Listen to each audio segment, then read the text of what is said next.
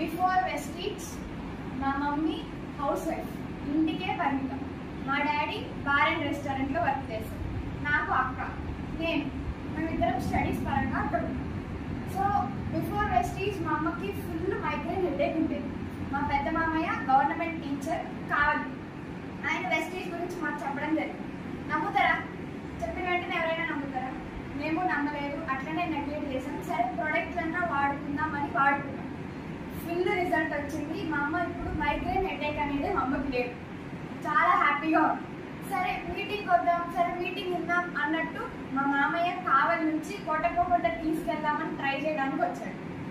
మా అమ్మ ఏమనుకుంది, సరే దేవుడి దర్శనం బాగుంటుంది చూద్దాం, మీటింగా సరే చేద్దాంలే అన్నట్టు వెళ్ళింది.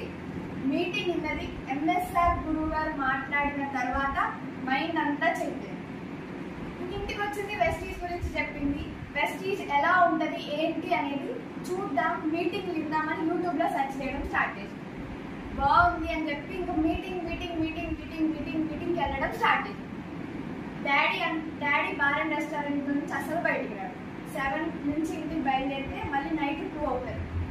క్యాష్ అక్కడ అన్ని వర్క్ చూసుకొని రావడం. డాడీ అసలు ఇండస్ట్రీకి ఏది నమ్మడు, అలాంటిది వెస్టీజ్ని ఒకసారి నమ్మాడు.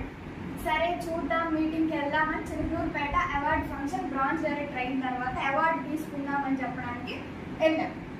అక్కడ సార్ మా గురించి చెప్పడం, సార్ ఇలా అందరికి పరిచయం చేయడం, మేము ఎక్కడ గుంటూరు, చిలుకూరుపేట, ఇక్కడ హైదరాబాద్ వీళ్ళందరూ వచ్చారు, మా గురించి చెప్పడం ఏంటి అని అలా ఫీల్ అయ్యి చాలా హ్యాపీగా ఉంది. అందరికి ఒక ఫ్యామిలీ అన్నట్టు మేము వెస్టీజ్లోకి వచ్చాము.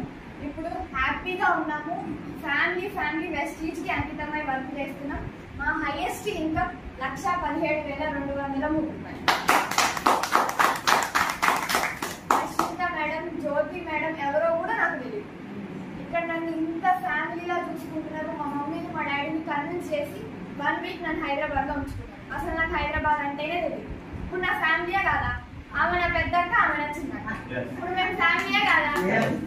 అందరం హ్యాపీగా ఉన్నాము. వెస్టీజ్ని పట్టుకోండి.